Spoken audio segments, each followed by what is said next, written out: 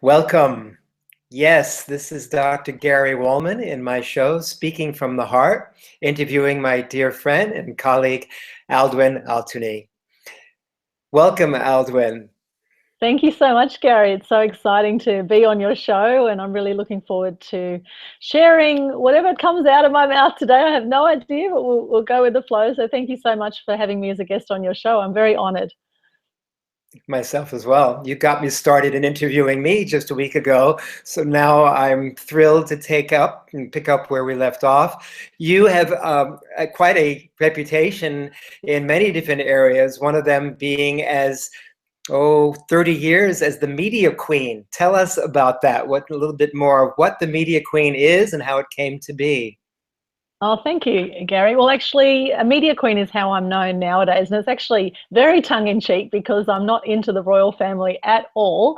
However, what it's about is really stepping up and stepping out. So no matter what family you're born into, you don't need to be born into royal bloodlines to step out in the media. So one thing I'm really passionate about is helping people get their message out to the masses through the mass media channels, like through publicity channels and through social media. And the 30 years experience, and I know I don't look much older than 25, however, I did start, my first foray with the media was really at age 10 in Sydney, and I actually was representing Australia as a junior. I played for Australia in table tennis for 6 years.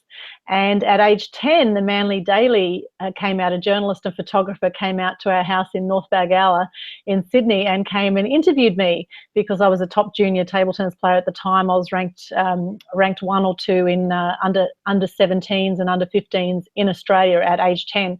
So the media were very interested in that. And I remember the photographer getting up on a ladder and taking a photo looking down at me with the bat at the table. And I thought, wow, this looks really interesting, really interesting profession. And I guess my fascination with the media started then. And then at age 11, I was sponsored by MLC Junior Sports Foundation for my table tennis. And I actually did my first live interview training to camera at a sports workshop with the likes of Joanna Griggs and Jeff Hugel, with some other great elite young athletes at the time. And I also loved that. I loved being in front of the camera, and I loved presenting from an early age. I was on Cartoon Connection at age 11 as well. And then I went on and did a radio show at Radio Manly Warringah at age 13. I did some work at Manly Daily at 16. And then I went on and did a media degree and worked in the media after that with APN newspapers, News Limited papers, in radio, TV, and film. I've done all sorts of film projects and acting as well, and theatre. So I've had a pretty diverse range in the performance arts. In many, many different areas. That's right. Yeah. I see in your LinkedIn profile as well that you have then over the years become a photojournalist, as you just started to mention many different ways. And that's helped you both create documentaries and biographies, and a lot of your passion for helping people and helping animals as well with this Animal Action Day that you've begun. So tell us a little bit more about your photojournalism and how that also is involved with helping people and animals in the way you take action. Sure. Okay. Thanks, Gary. Well, photojournalist basically means that I'm a qualified photographer and a qualified journalist. And so when I did my Bachelor of Arts in Communication, majoring in media at the University of Canberra, my two major things that I specialised in, one was photojournalism and the other was TV production. And back then it was in the film days, so you had to actually know how to take a photo back in those days.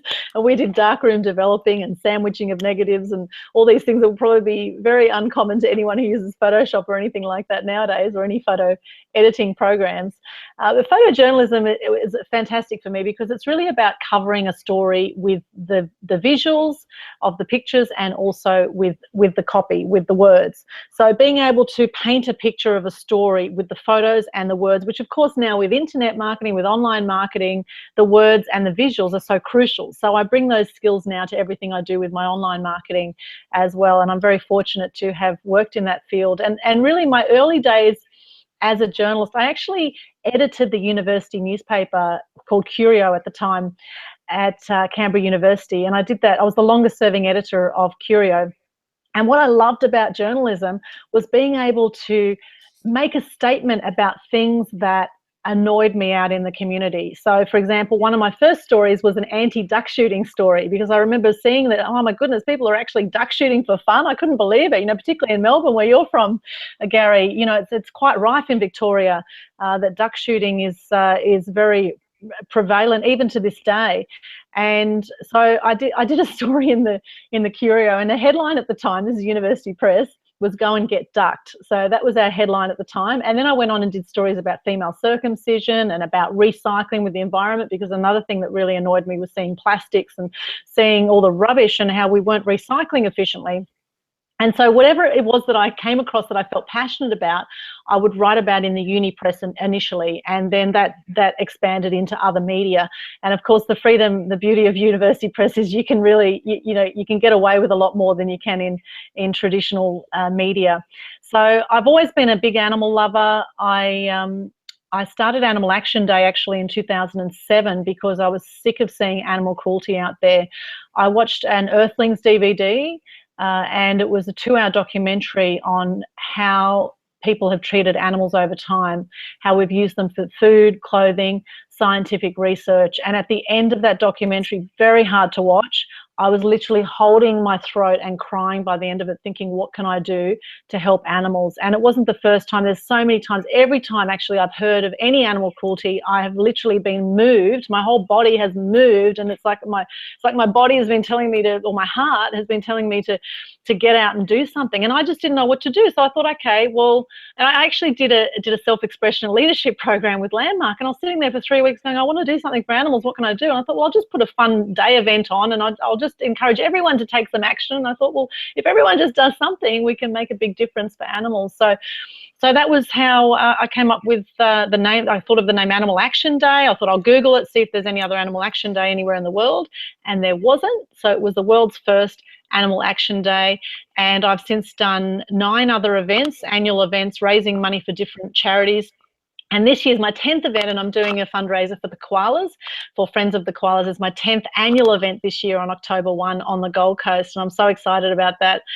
So 10 years, it's just literally flown. However, I've raised over $20,000 for different animal causes, and literally millions of dollars of free media exposure for different causes over that time. And, it's amazing the people that the events draw together. And I'm always just so honoured and humbled by the energy in the room, with people that love animals and are compassionate and want to help, because I find often people that do love animals are very compassionate and very beautiful people. They have a lot of love in their hearts. And this show is all about speaking from the heart. So, I think animals are very much connected with the energetic heart, the big heart of the universe, the love that is within all of us. I think you see that very clearly with animals. And so to see any harm to animals at all, it is heartbreaking. It really is heartbreaking. And so it's really about inspiring awareness, appreciation and respect for animals, and whether it's buying free range eggs if you're going to eat eggs, or whether it's signing a petition against whaling, we can all do something to make a difference for animals. How can people find out about that event? Where would that be listed?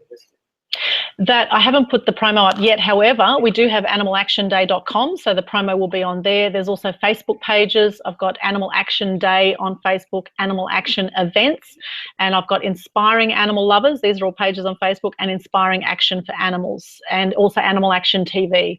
So there's a few different Facebook pages. But if you just connect with me, just Google my name, Aldwyn Alternay, and you will see Aldwyn Alternay, ALDWYN, and Alternay, ALTUNEY. So just Google my name, and you can connect with all my social media. I will be blasting it everywhere. I'm just putting the performers together now, and the raffle prizes and things like that. And then I'll be putting it. It'll be on Eventbrite. People will be able to buy tickets there. It'll be a sit-down dinner event, and it will be awesome. So I hope you can make it, Gary. It'll be worth the trip up. Thank you, Aldwyn. You were mentioning a bit about the protection of life with the animals, and I know at the beginning, just before we started this interview, the first thing you told me today, just before we went on, is that you'd like to talk about fragility. So this comes in, doesn't it, about the protection of life as it's so fragile and precious as it is. Tell us more about this subject of fragility, the fragility and preciousness of life. Yes, yes. Well, it's something I've been very aware of from a young age. One of the first traumatic experiences that happened with me is when I was 6 years of age, and I befriended this beautiful big sheep at my grandma's place in Turkey. I grew up in Sydney, born in Sydney, and at 6 years of age, my parents took me back to Turkey, which is where they were born. And this beautiful big sheep I befriended, and I was so happy. One day we're taking the sheep out for a walk in the field, and next thing I know, these three guys came and grabbed the sheep from in front of me, pulled out a big knife and cut its throat right in front of me on this concrete block. And I cried and I ran and I screamed. And it's still traumatic now. It still brings up emotions for me now, and I've done a lot of work around this sheep incident. However, from that, what I got from that is I was very connected to that sheep. Now, my brother was only 2 years older than me, and he wasn't fazed whatsoever. He did not connect with that sheep the way I connected with that sheep. And so I got to see at that moment the fragility of life, and I got to see how cruel life can be and how futile and really, I ended up hating the world for many years. I became very angry, actually. I became very rebellious, and it's probably why I'm an entrepreneur right now, because I think a lot of entrepreneurs do end up are actually rebellious and fight the system and do things their way. However, that sheep now, I look back at that sheep now and I look at that as a symbol for my animal activism work now, because, from that very moment and onwards, I always had a fascination with animals. And then I went on, and I've actually had a few near-death experiences myself. I've had a few car accidents, which could have been very fatal. And I also had a quinsy in my throat that came on very suddenly when I was emceeing at the Woodford Folk Festival a few years ago. And basically a quinsy is a bad form of tonsillitis. It's like an abscess on your throat. My whole throat just swelled up within 2 days, and I had to go to the emergency ward in hospital, and I was literally on antibiotic drip for 3 days. So what can happen is that can block your airways and kill you. So that was a very scary experience, and it happened over New Year's Eve. So there I was in the hospital watching the fireworks in Sydney on the TV, and really got present to my fragility in that moment. And then in May this year, I had two friends that died. One was 42 that killed himself, and one was 45. Had a car accident and died just like that. And after that happened in May, I thought, what have I been putting off that I've been talking about for ages and I haven't done? And one thing I've been talking about for ages is doing an online TV show, just like we're doing here. And since that, I've launched the online TV shows Truth Expose TV, about exposing the truth of what's going on in the world. I've launched the Media Mastery Show online and Animal Action TV. There'll be episodes of that coming up very soon. So that's all come about as a result of that experience in May, which is, we're now in the start of August. So that was literally just 2 months ago or so, 2 and a bit months ago. So, yeah. Lot to look forward to with your Animal Action Day coming up in 7 weeks from now. And Yes. all that has led you to, with your work both as a performer, as an MC, and being on the other side of the camera with the photojournalism and all that you're doing to preserve, protect, and inspire life. Tell us where all this is heading. Well, Animal Action Day, I've always had a vision for that to be a worldwide annual event.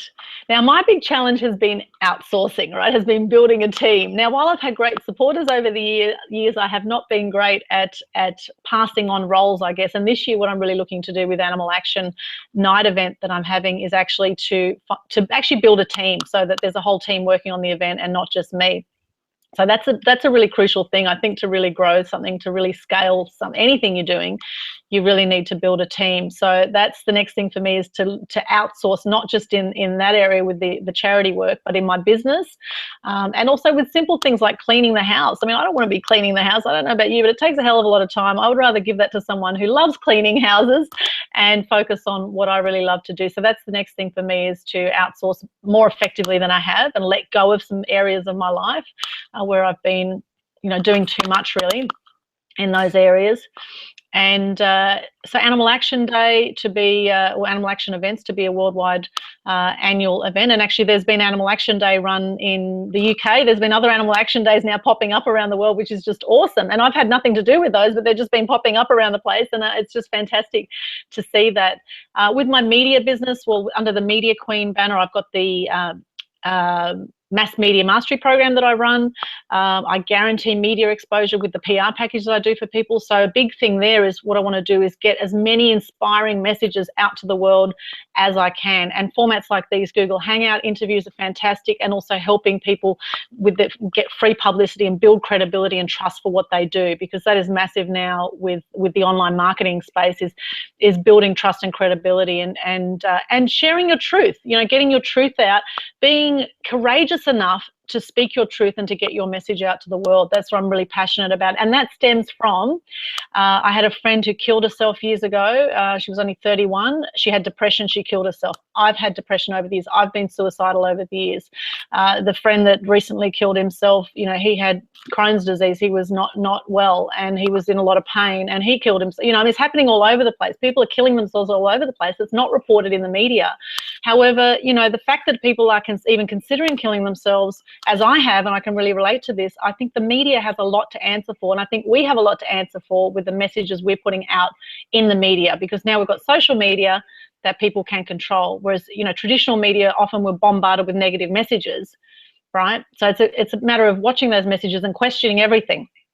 I'm a big fan of David Icke, and he says question everything. And so whenever you get bombarded with mass media negative messages, question it. Don't believe everything you see in the mass media, and be conscious of the messages that you're putting out in your social media. Are they uplifting, or are they bringing people down? And you can turn every negative into a positive.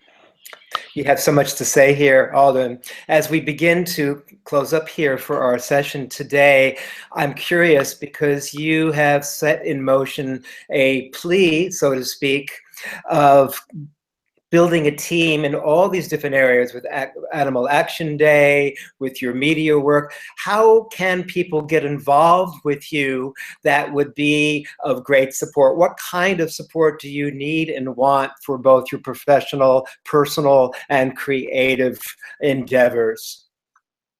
Well, the simplest thing people can do is if they like what they're seeing with the social media, if you like what you're seeing right now with this video, comment, like the video, share the video, let people know about the truth, about speaking from the heart. Let people know about the different animal causes and things that are happening. If everyone just shared the information about the truth of what's really going on in the world, imagine the ripple effect of that and the impact that would have on the world. If you just shared what you saw, if you saw something was inspiring for you or something you thought could make a difference, just share it with your friends. Ask your friends to share. That's the simplest thing anyone can do. So really, that is the main thing. Like and share, connect with me on social media. Look at what I'm doing. Some of it you may agree with, some of you may not, and that's fine too. You're all entitled to your opinion. I just believe that whatever it is that resonates with you and what feels right for you, you should do. And I think not enough people take action. Too many people just sit on the sidelines of life and they just don't take action. The simplest action, like sharing a post or liking a post or commenting on a post, or if you don't like it, say why you don't like it. Whatever, just comment, get involved, get active, participate in life fully. I see too many people walking around like the Walking Dead out there, Gary. It's very, very sad, particularly in the big cities. It's not enough people are enlivened and excited by their lives. And what I guess for anyone on this show, and of course you're a fantastic man to help people bring out their true voice. What is it that you love to do? What is it you've been thinking about doing for years that you haven't done? Because life is too damn short. You could be dead tomorrow. Anyone could be dead tomorrow. And these Google Hangout platforms, the way I look at it now,